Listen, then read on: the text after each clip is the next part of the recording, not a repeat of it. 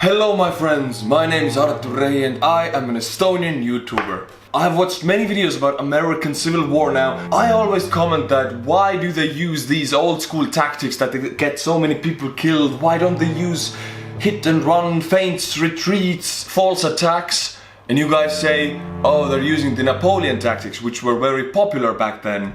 I don't know what are the Napoleon tactics, so today we are going to watch what are the Napoleon tactics, so we get a better idea why they used them in American Civil War, why so many people got killed. I always thought Napoleon tactics are these old school tactics that are out of date, and as history showed us they were out of date. A lot of people got killed, unnecessarily big numbers of dead in that war. But let's see, what are they about? Great mass of all armies were comprised of foot soldiers who invariably suffered the heaviest casualties and usually decided the outcome of battle. Infantry was not... Yeah, this actually takes it all together. It's about infantry and the numbers. Basically, if you have more infantry, you can attack more aggressively and robust in the center, and you can send your men to die. But if you have less men, you have to use your intelligence and tactics. You cannot use these robust, straightforward attacks anymore. Not only the most numerous unit type during the Revolutionary and Napoleonic time, but also one of the most versatile and effective. It was capable of both ranged and hand-to-hand combat. It could be used in almost all terrain, and compared to cavalry and artillery, was also quite cheap. So let's take a look at infantry combat and tactics during the era of Napoleon. Basically there were two types of infantry, although some authors note up to three. Now the two types were the line infantry and the light infantry. Infantry units carried several different names depending on the nation which raised them, but generally line infantry consists of any infantry formation known as infantry de ligne, infantry, musketeers, grenadiers or guards. Light infantry consists of any formation known as chasseurs, jägers, freiwillige jägers, pandors, schützen, infantry légère or light infantry. The term fusilier, unfortunately, can denote either. The line infantry was the regular infantry, fighting in the line of battle, in closed order formation. In my point of view, the line infantry is the most pointless way to do war, because you just send your men to form a physical barrier that is there to get killed or just try to kill the enemy. You're not using any of the potential of the men, you know. You could do so much more with these men than just to send them to form a wall. Whereas light infantry usually fought in skirmish or open order formation. As you can see, there's a clear difference between closed order and open order formation. The closed order formation of the line infantry focused mainly on control, discipline, cadence marching, volley fire and rigid maneuvers. Whereas the light infantry was about initiative, flexibility, terrain focused movement, individual fire and cover.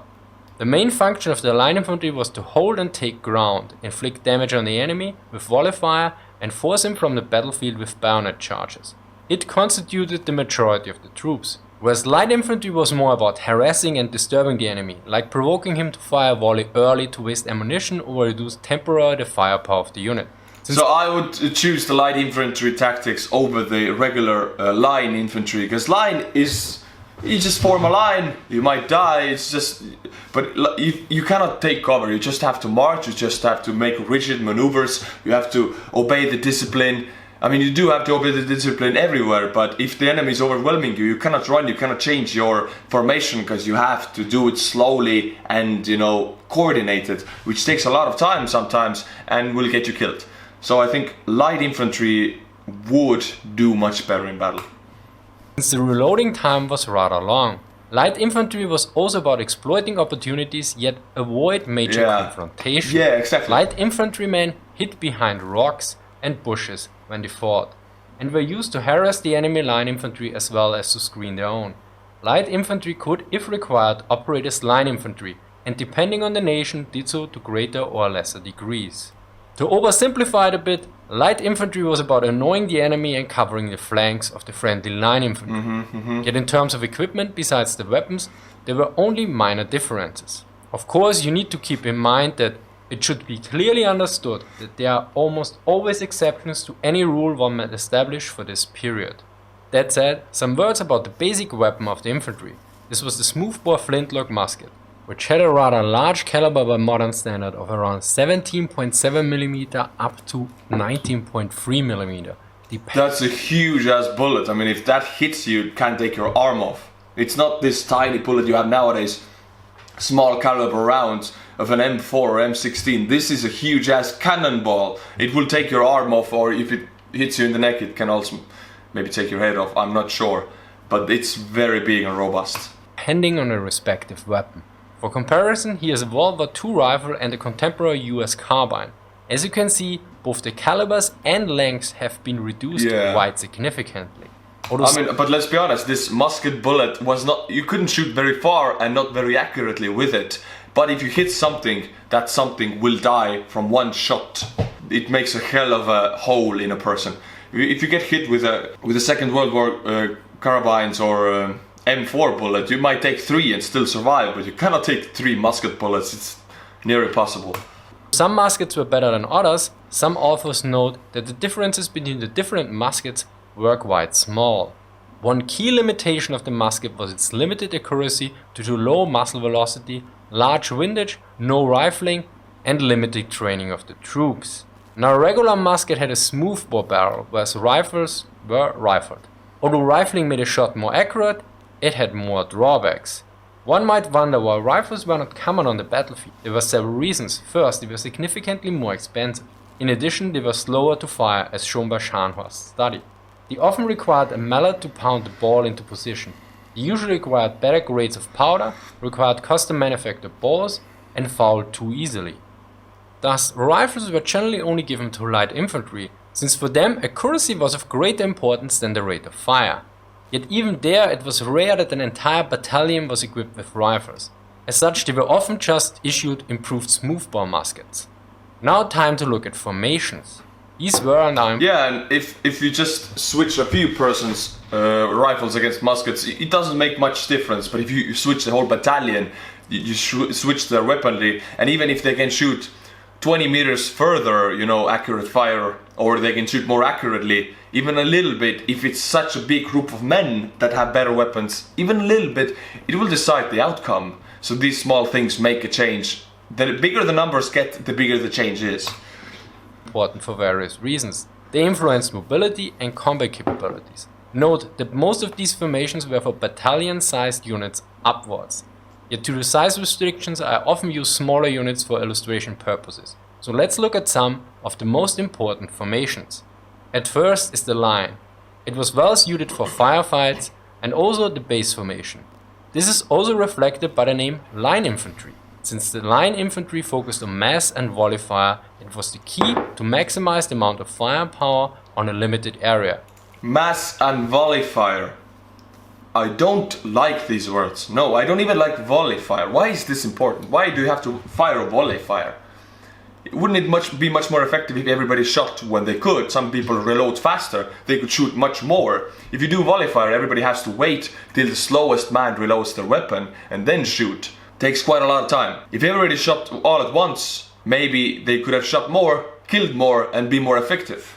Also, mass in one point means the enemy. It's much more easy for the enemy to shoot you if you're concentrated. If you would be not concentrated, like light infantry hiding behind things, be scarce, you couldn't be killed, you couldn't be hit. They would have to attack you melee because they cannot shoot you, and then you can shoot them back all the time they march your way.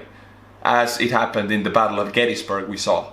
As such, these formations were rather dense. The line usually had a depth of 2 to 3 men. The French usually had a depth of 3, whereas the British used 2 men. Now for the French it is important to note that the third rank was not shooting over the heads of the men in front of them, instead they stepped to the side. Besides maximizing firepower, the line had several other strengths as well. Due to the lack of depth, artillery fire with round shots could inflict only minor damage from the front. Additionally, since the frontage was rather wide, the chances of outflanking were also reduced. Yet many of these aspects were weaknesses as well. For instance, the line was not really well suited for moving forward, since it was difficult to maintain the long stretched formation even in regular terrain. During combat, one key problem was the lack of depth. As such, it could be easily penetrated. Additionally, its flanks were unprotected, This meant that attacks from the side, especially by cavalry, could have devastating results. Yeah, one slight cavalry contingent could just run through the whole line if it attacks from the side. That's why flanking is so important, especially when you have cavalry. You can do almost anything against a greater enemy. At Albuera, Colbon's brigade deployed in line was blinded by a sudden rain squall, and when it lifted, 2 French light cavalry regiments fell on its flanks. Within 5 minutes, 3 of its battalions, lacking time to form squares, were annihilated. Out of a total of 80 officers and 1,568 men, 1,248 were dead, wounded or captured. All it took was 5 minutes. That's how important it is. That's why I don't understand these tactics. Give me some of the cavalry, I will do the Mongol tactics and, take down any enemy of Napoleonic times. But now it's time to read out the name who has gotten the cup. This is one person who have gotten the cup in the meantime. We will praise his name. His name is David Keller. Of course, where is he from? From Wisconsin, USA. I figure I should be telling you the states also now, because everybody who becomes a patron or who buys the cup is from America. I could tell you the states so we can find out from which state the most people order the cup. Let's do the battle of the states, which state wins. Thank you, Dave, for getting the cup. We also have some new patrons. Tom the Chosen, very nice name. Actually, it's Tom the Chosen 1. My RuneScape name was Noobslayer123, so I salute your name. Another patron is EH. Very short, very precise, thank you. Then we have the Scribbling Autist. Now, I'm not sure about this name, but yeah, if you chose that as your name, why not? I am not here to judge. Scribbling Autist. It's very hard to say, actually. Then we have Kevin Iga. Iga means age in Estonia, so yeah, maybe you are Estonian, who knows? You're probably American. That's all of the patrons. Thank you from the bottom of my heart. You have directly supported the channel. Let's go on. The other key formation that addressed several of the weaknesses of the line was the column. The column was ideally suited for marching and advancing, in which even untrained troops could easily remain in formation. Marching columns, as distinct from attack columns, were used to bring troops into range. The resulting depth and cohesion of the column provided a natural defense against cavalry attacks. Due to its mass, the column was well suited for charges or holding the ground against... Okay, yeah, the only thing I would understand they would use these formations would against the cavalry attack. If you form these squares and you have the pikes forming out and you can shoot from these squares, cavalry cannot defeat you. It's impossible for the cavalry charges to go through rows of pikes, just impossible. So that's the only way I understand it. But if you are in a line formation, cavalry would just eat you. So no use in that. So only thing I would understand is against cavalry would be these columns or these squares with pikes forming out. Enemy advances. The main weaknesses of the column were its vulnerability to artillery fire and skirmishers due to the depth. Additionally, only a fraction of the theoretical... As you can see, artillery cannonballs will fly straight through the line of men, will just cut off whatever is in their path, leg, head, shoulder, doesn't matter, will just punch holes in people. As you can see, all of these people are out of the battle. Even if it nips you from the shoulder, it will probably take a huge portion of your body with it. So it doesn't matter if you get a little bit hit or fully hit, you're out of the battle, you're probably dead. Firepower of a unit in column could be brought into action. Due to the various weaknesses and strengths of the line in column, it was thus a common approach to use the column to get into range and deploy into a line to conduct a firefight. Hence, key maneuvers on the battlefields were to deploy from column into line or vice versa. Of course, there was also the possibility to combine line formations with column formations and also open order formations. This was called the mixed order formation that was used extensively by Napoleon. This formation provided significant firepower from the battalion in line and at the same time allowed for shock from the columns, while also protecting the vulnerable flanks of the battalion in line. But if the skirmishers are in the front and they shoot, the battalion shoots, they can hit their own men, can't they? They talked about before about forming and drilling the forms. Of course, if you want to form up quickly, also in my military experience, it takes time for men to learn that. You got to do that thousands of times so men know exactly where is their position, where do they have to go. It takes a lot of time to drill that into men. But this formation required a high level of training and proficiency, as detailed in the Reglement du Roi 1791. The next formation, like many of you know from a computer game, it is the square. Now Nosworthy has a very interesting note here on the squares. A variety of formations, all with the distinguishing characteristics of being either rectangular or square in shape. These were defensive formations used to protect infantry from cavalry attacking the flank or rear. Although most drill booklets call for cavalry squares, this was commonly recognized as being less than useless and wasn't used in practice. Note that some other authors don't dismiss the square at all or less strongly. Additionally, it also depends on the circumstances. For instance, Napoleon in Egypt had a severe lack of cavalry, as such he used large hollow square formations as pointed out by Nosworthy. Note there existed various variations of the square, and again the unit size has to be taken into account as well. As such, I'm not entirely sure how valid Nosworthy's comment is. Now there are various issues with the square that are less apparently initially. First, it was almost a passive formation since movement was very limited. On top of that, maneuvering into a square formation was difficult and required precise timing. As such, the unit... It requires a lot of training though. Like if they can do it, Prussian army was really disciplined and trained. I guess they could do it faster. If your army is not disciplined or trained, this maneuvering would cost you a victory. The enemy would just annihilate your army before you could even take the formation. The unit could be more vulnerable than before. At the same time, the firepower of the unit was severely reduced, so if enemy infantry was close by, this was a major weakness. And finally, and worst of all, squares constituted prime targets for artillery. Now let's look at some basic forms of combat for the infantry, namely volley fire, skirmishing and the charge. Volley fire is when an organized group of a unit fires simultaneously. It was the most effective form of fire for the line infantry, whereas individual fire or running fire was mostly ineffective. Once the fire... Why was individual fire ineffective? I don't understand. You would shoot the same, like you just wouldn't be shooting all together. What's the point? Became general, that is, once devolved into each man firing at will, it became relatively ineffective. Note that the effectiveness of volley fire was determined by many factors, and throughout the literature the British are noted to be the most effective in that regard. It has to be the factors that I cannot think of, like people would subconsciously fire more actively, more precise when they fire all together. It has to be that. Otherwise, everybody would be shooting all the same. They would be shooting more bullets if they would be shooting one at a time, not volley fire. Otherwise, others have to wait until the slowest one reloads. But I'm sure they have done the research, and there are some factors about it that I don't know. Some argued that this was due to the British holding the fire till the very last moment and better training. Muskets, as mentioned before, were very inaccurate. As such, the focus was put on ensuring mass of fire and high rate of fire, as outlined by these two authors. Because the muskets were such notoriously inaccurate weapons, the best method of ensuring a hit was to mass fire and point it in the general direction of the enemy. Prussian experiments revealed that a slight angling of the stock would have greatly improved accuracy, but tactical doctrine still called for the highest volume of fire possible in a short time and not for individually aimed fire.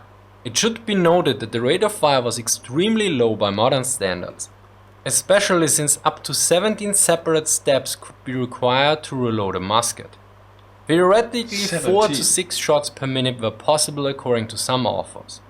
Yet it would drop after the first minutes to 2 or 3 rounds, whereas other authors note that on average 2 rounds per minute for trained troops should be assumed, and that after several minutes this rate would drop further. Now the opposite to volley fire was aimed individual fire of the skirmishers, which were usually light infantry, yet clearly not exclusively. Skirmishing fulfilled several functions, like harassing the enemy with individual fire, scouting, protecting the flanks and taking difficult terrain. There were very few formal instructions for skirmishing. An instruction for the service and maneuvers of light infantry written in 1804 by Colonel Guyard suggested skirmishers might be deployed by sending 1 or 2 files from each platoon ahead to scout the way ahead or protect the flanks. Skirmishers usually worked in pairs and took turns. As such, one would protect the other while reloading. Unlike infantry in line or column formation, they relied on mobility, initiative and use of terrain. Yes, I like the trio. This is the golden trio. Mobility and maneuverness and the use of terrain. Very good. But again, I don't understand what's the point of them. Like, they harass the enemy, but if the platoon needs to fire, they cannot shoot their own men, can they? Like, the skirmishers have to be laying down or just all die before they can shoot. Or were they just men who were sacrificed for the greater good? I don't know. If charged by enemy cavalry, skirmishers were advised to hide in holes, ditches and hedges from where they could continue to fire on the horsemen safely. If this was not possible, they were to run back to the nearest reserve. It is important to note here that skirmishers were not free-roaming soldiers taking potshots at any possible moment. Similar to volley fire, control and timing was crucial. The officer's duty was to control the skirmishers and just prior to the commencement of the main attack point out what portions of the enemy's line or position they were to fire upon. Because one countermeasure against skirmishers was to deploy skirmishers as well. Another regular combat form was the charge, usually performed by the line infantry with bayonets. The interesting aspect here is that many contemporaries noted that the bayonet decided the battle. Yet this statement taken without context can be misleading, since well, it is not confirmed by most data available. After studying the casualties suffered by units in a number of hand-to-hand combats, Surgeon General Rehi of the Grand Army found only 5 bayonet wounds and concluded that the effect of the weapon was primarily psychological. One of Wellington's senior medical officers made a similar I mean, yeah, it's psychological if you can shoot the enemy from the distance, but if you see thousands and tens of thousands charging at you with knives out, like bayonets fixed on the muskets, pretty scary. It has a psychological effect. And you don't even need to reach the enemy. If you can get the enemy to run in panic while you charge at them, that's enough for you to win. The observation of the medical men are supported by the experienced officers. Similarly, Crowdy notes about the bayonet charge. The moment of impact is rarely described simply because it rarely occurred. Either the advancing force was shot to pieces and lost its cohesion before the moment of impact, or the defending force did not stand to meet the charge. Yeah. So in other words, the charge had a prime influence, yet rarely led to hand-to-hand combat. Yeah, either they're so scary that the enemy runs, or like in the Gettysburg battle, the enemy shoots them to pieces, which I have a lot of problems with. Why should you march against an enemy with your knives out, against an enemy that can shoot you? The most stupid thing to do ever. I don't understand it. As one would assume. Well, this was just a brief look at the various aspects of infantry combat during the Revolutionary and Napoleonic Wars. Of course, the hard part was to put everything together at the right time, which becomes very apparent if one looks at the weaknesses and strengths of formations like the line and column. As such, proper and timely execution of maneuvers was very crucial, especially considering the rather large formations and the rather rigid maneuvers. And remember, maneuver is one of the 2 basic components of combat. The other is firepower. Maneuver and firepower, yes. I like the maneuvering part a bit more. I don't think robust action will win that much unless you have a huge amount of men. We saw that in Stalingrad, we saw that in Vietnam, where a few farmers can do more than trained soldiers. If you are in a good position, you're hiding, you know the terrain, you can do a lot of things against a very trained army. No matter how trained it is, you can do a lot of things. We saw that when the Soviet Union went to Afghanistan, they could not do anything against these mountain people. Like, they were hidden all the time and they shot from their mountain hideouts and the Soviets just suffered and suffered. This topic is getting more interesting by the day. I'm gonna watch another video. I have a next video planned. It's the Battle of Shiloh. I wanna see that. Maybe you've heard of it. It's one of the most not that famous battles compared to Gettysburg or Antietam, but I want to see it nonetheless. But as always, my friends, until my next video, stay cool and bye bye.